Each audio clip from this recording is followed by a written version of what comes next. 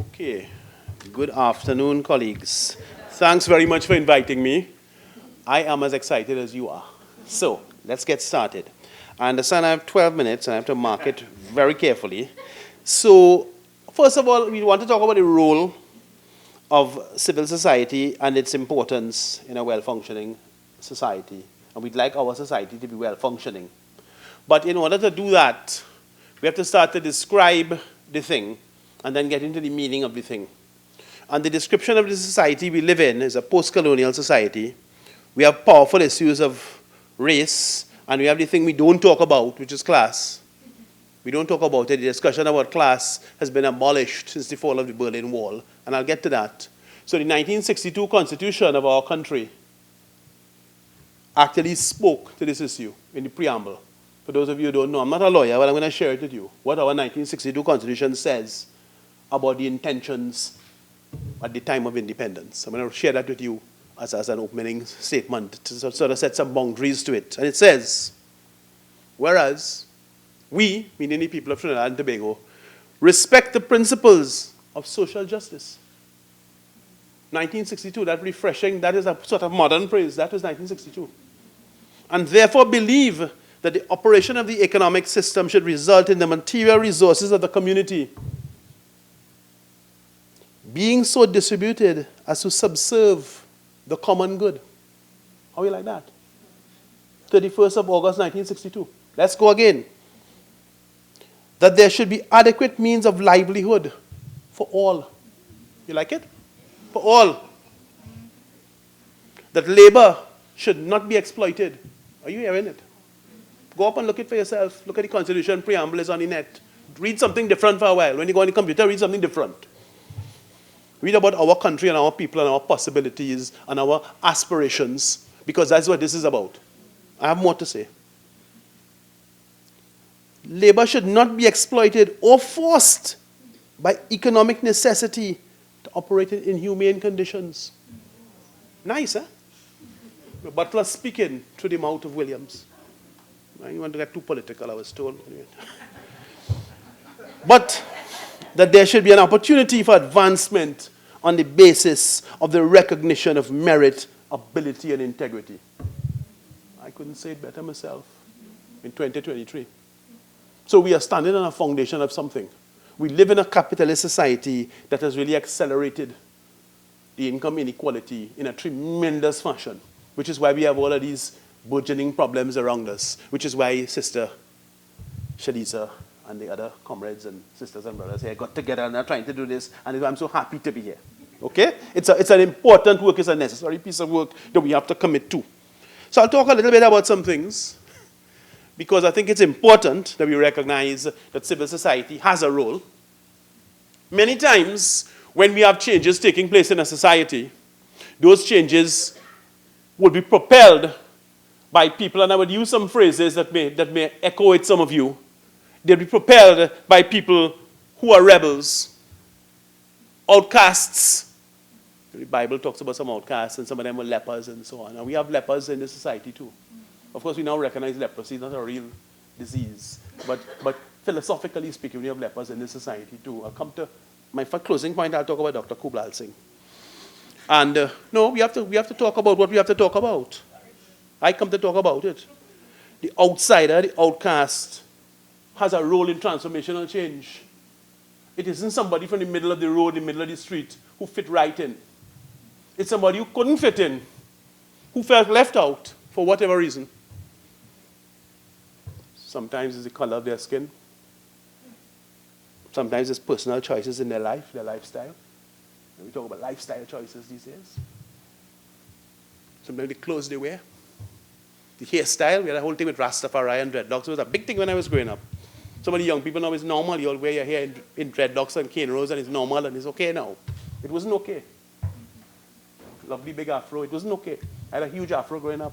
Dreadlocks at one point, it wasn't okay. You better fight for these things that we take for granted now.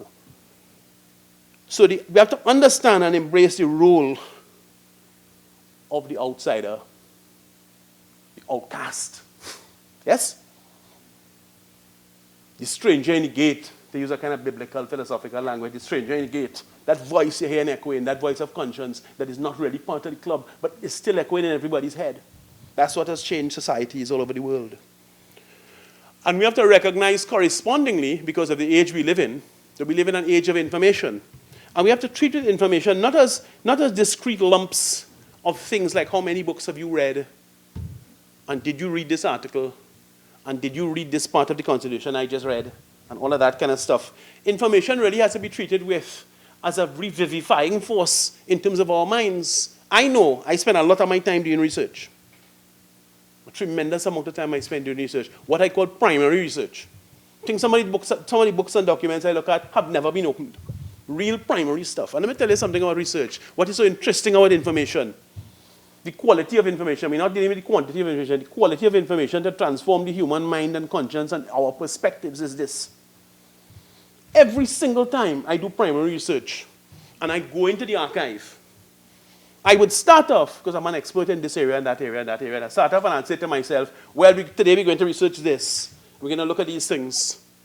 And I would say 7 or 8 times out of 10, I have to completely reverse my conclusions. Because when you come into contact with the facts, you and all who are an expert, you and all could be wrong like a Crix biscuit. You could be wrong about how the thing really went and what happened before what and what happened before what. You could be wrong. So in fact, you have to be humble if you're doing this kind of work. And you're doing research and you're examining how things are. And you're trying to form a sketch of where you would like to go, which is what this conversation is about, yes? You have to be humble when you come into contact with the actual primary information. The primary information can be somebody that you all are dealing with in the Law and Order Committee or the Education Committee. The primary information does not always have to reside in a book or official record. It could be a human being who's not had a chance to voice their experience to somebody like yourself who's committed to a transformation. So you come into contact with primary information and you have to come into contact humbly. Because trust me, as somebody who does it all the time, as knowledgeable as you could be, as worldly as you could be, educated as you could be, every time you contact primary information, 7 or 8 times out of 10, I have to reverse my whole conclusion. It's that brutal, the contact with reality. You have to humble yourself. And then, so information is important for us to progress our modern society.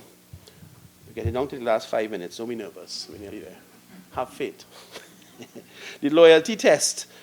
I want to talk a little bit about the loyalty test. If you are doing this kind of work, and you're setting out to make a difference and to make a change, I want to give you a litmus test. When you do chemistry in school, you talk about a litmus test. Well, here we're not doing chemistry, we're trying to deal with some of the meaning of things, not just the thing, but the meaning of the thing. And I want to talk about a loyalty test. If you're committed to this work, and this is the work of transformation, this is the work where you challenge the established order. This is the work where you will be challenging improper behavior. This is the work where you're trying to forge and to form a new future. If this is the work that you're committed to, which I believe is the case from what I've heard, if this is the work that you all are committed to, you have to actually ask yourself some hard questions, and I'm going to lay it out for you. If you have no problem and you're quite comfortable to identify the fault or the flaw or the improper behavior in another group, so somebody who belongs to another race, somebody who possibly belongs to another political party, those funny people across the street or down the road, the people from South, or the ones up in the Beatum, or the ones from the East, down in Sangirandi, you know, the thief in Plentyland, whatever they're talking about. If you have no problem criticizing and identifying wrongdoing in people who are not in your group, but you ain't saying nothing. The challenge really is, what will you do? Because it will happen, eh? Like on Night Follows Day. What will you do when you identify wrongdoing and improper behavior in your group? The person you're sleeping with, the person you're eating from the same pot, you're all in the same class, you're in the same cadets, the person who's in QRC with you, the person in the lodge with you, the person is one of you. What do you do? And if you find yourself pausing and you're hesitating and you're wondering why I'm being so awkward, I'm not being awkward. You're confronting reality. I'm not being awkward. I'm not here to be awkward. Okay, I'm not here to be awkward. Because in fact, if you don't know what you will do, and in your mind you start, well, I would, but if, That is exactly what our political leaders do. I'm not going to get too political. But when you challenge a political party leader on the misconduct or the alleged misconduct of one of their people, look, so minister did this, and they don't answer, or they make stupid excuses, it's the same thing. You understand me? I want you to understand me. I'm not being awkward. It's in your soul. It's the same thing. When they're making excuses, and they give somebody who did something wrong a big job, and all these things. All these things. It's the same thing. So we have to have the capacity. We have to understand where our weaknesses are and what we have to work on. It's like an exercise program for your soul. You have to have the capacity to understand. You have to be able to identify wrongdoing in your circle, among your people, and to confront it. If you're not able to do that, I say to you verily, you'll be no better than the leadership that I'm not going to talk about. You'll be no better than them. Because they grapple with the same thing. It's their people that don't want to do anything. You know the man 20 years, he joined the party the same day as them, and all kind of thing. We have to have that capacity to deal with things that way. The other thing I want to mention to you, although we talked at the beginning about the outcasts and the ones who misfits and so on in the society, yeah? And the stranger in the gate, we have to also recognize solidly, coming out of our history, that in fact there are serious benefits of association. You cannot do this thing alone. You cannot do this thing alone. You have to associate. You have to form institutions. You have to form clubs. The institutions have to link with each other. I mean, I mentioned Wayne Kublal Singh earlier, and I wanted to say that yesterday he had a marvelous column in the papers.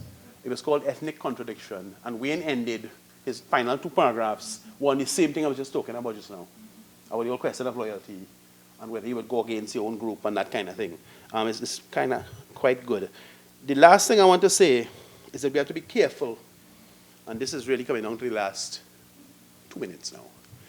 We have to be careful as to the dangers of political correctness and atomization. And I'm going to give an example of what I'm talking about. We have a policy in this country concerning housing, which is one of my areas of study.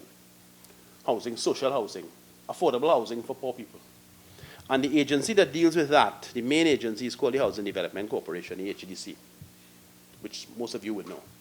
And the HDC actually has a policy that they published that is applicable to people who apply for housing, people who apply for employment, or people who apply to get contracts with the HDC.